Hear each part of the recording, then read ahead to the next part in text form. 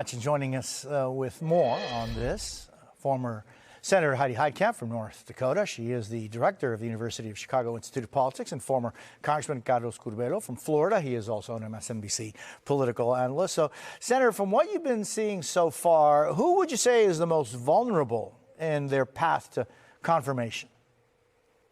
Well, I would have said Hegseth, but, you know, I think he walked away with kind of a winning day.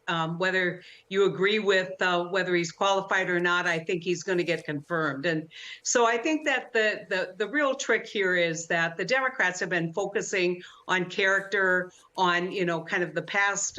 That might be the wrong strategy. The right strategy, it seems to me, is to talk about what they intend to do, how they intend to carry out the campaign promises that were made by the administration, and what that looks like going forward. And so I'm anxious to see kind of transcripts on getting to those points, because typically what the media covers is all of the kind of rancor on a lot of these issues, and not necessarily the substance of what these agencies do. So how do you think, Senator, that change of tactic could actually be implemented?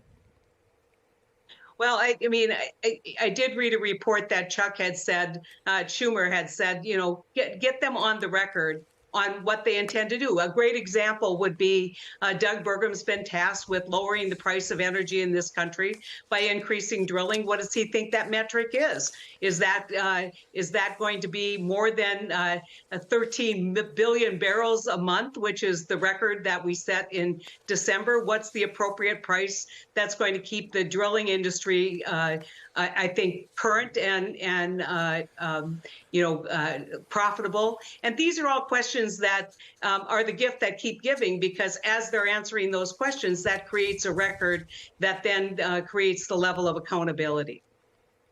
Carlos, just in the last hour, meanwhile, Governor Ron DeSantis here in Florida announced Florida's Attorney General Ashley Moody will fill Senator Marco Rubio's seat as he seeks to become the next Secretary of State. What's your reaction to that, and what do you know about her? Well, Jose, it's kind of an expected choice. The big question was Ron DeSantis going to choose someone from his orbit, you know, his friends, and Ashley Moody is certainly someone who's close to him, or was he going to try to choose someone from President Trump's orbit to kind of continue mending that relationship that we saw strained so much after the Republican primary of last year? Moody is definitely a close friend of DeSantis. She's popular among Republicans in the state, has a very strong record of really pursuing conservative policies as Attorney General. The question now will be, is she going to run for a full term in 2 years, or is there some kind of deal where DeSantis may actually run for Senate? And now that creates a new vacancy that DeSantis can fill.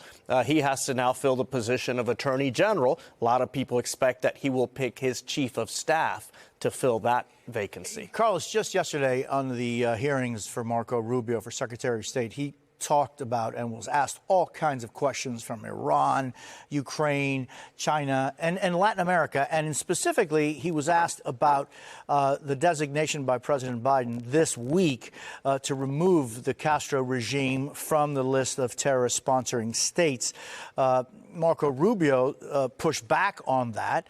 But here in Florida, for example, the state Democratic Party, as well as the mayor of Miami-Dade County Democrat, immediately pushed back against the president's designation of Cuba out of that list. What's going on here? Why would this happen 5-6 days before the Biden administration leaves office? It's very peculiar, Jose. And as you said, the condemnation in the state of Florida has been unanimous. Republicans and Democrats really not understanding why the Biden administration would make this move.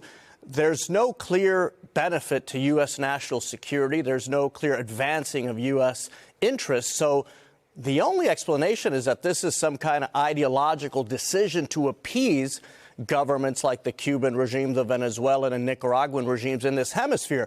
I'll tell you what, we talk a lot about the Latino vote on this show, and I think this helps explain why Democrats have lost so much Hispanic support in recent years. This perception, and perhaps it's more than a perception, that the Democratic Party, Democratic administrations want to appease, want to somehow build relationships with governments that have proven to be enemies of the United States and whose victims or survivors live here in the state of Florida and in other parts of the country.